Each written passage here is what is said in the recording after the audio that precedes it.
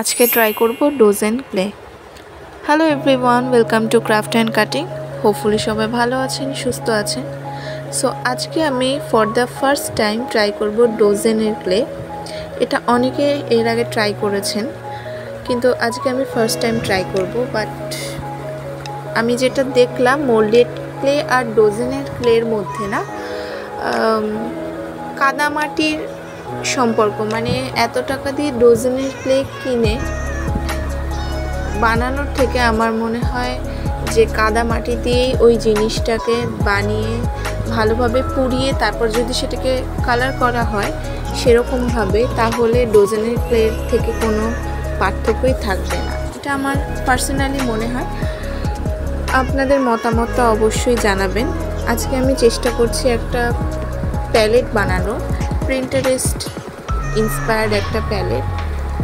সেখানে একটা চেরি ফলের একটা থিম দিয়েছি, কিন্তু এটা বানানোর পর আমি দেখলাম যে অনেকটা শক্ত হয়।